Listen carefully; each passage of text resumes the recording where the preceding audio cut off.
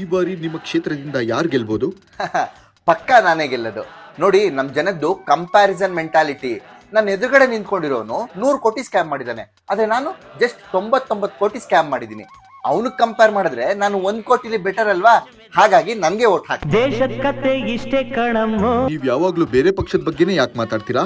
ಅಂದ್ರೆ ಎಲೆಕ್ಷನ್ ಗೆದ್ಮೇಲೆ 5 ವರ್ಷ ನಾವೇನು ಕಳೆದು ಕಟ್ಟೆ ಹಾಕಿರೋದಿಲ್ಲ. ಸೊ ಜನರ ಹತ್ರ ಓಟ್ ಕೇಳಕ್ ಹೋದಾಗ ಏನಾದ್ರೂ ಮಾತಾಡ್ಲೇಬೇಕಲ್ಲ, ಹಾಗಾಗಿ ಬೇರೆ ಪಕ್ಷದವ್ರ ವಿರುದ್ಧ ಮಾತಾಡ್ಬಿಡ್ತೀವಿ. ನಿಮ್ಮ ಹಗರಣಗಳ ಬಗ್ಗೆ ಜನ ಬೈತಾರೆ ಅಂತ ಭಯ ನೋಡಿ, ಇಲ್ವಾ? ನಮ್ಮ ಜನ ದಡ್ಡರಾಗಿರೋ ತನಕ ನಾವು ಆರಾಮಾಗಿರ್ಬೋದು. ಆಡಳಿತ ಪಕ್ಷದ ವಿರುದ್ಧ ಯಾರಾದ್ರೂ ಮಾತಾಡಿದ್ರೆ ಅವ್ರನ್ನ ವಿರೋಧ ಪಕ್ಷದವ್ರು ಅನ್ಕೋತಾರೆ, ವಿರೋಧ ಪಕ್ಷದ ವಿರುದ್ಧ ಮಾತಾಡಿದ್ರೆ ಅವ್ರನ್ನ ಆಡಳಿತ ಪಕ್ಷದವ್ರು ಅನ್ಕೋತಾರೆ. ಈ ಎರಡೂ ಪಕ್ಷದ ಬಗ್ಗೆ ಮಾತಾಡದೆ ಹೋದ್ರೆ ಅವನ್ನ ಯಾರಾದ್ರೂ 3ನೇ ಪಕ್ಷದವ್ರು ಅನ್ಕೋತಾರೆ.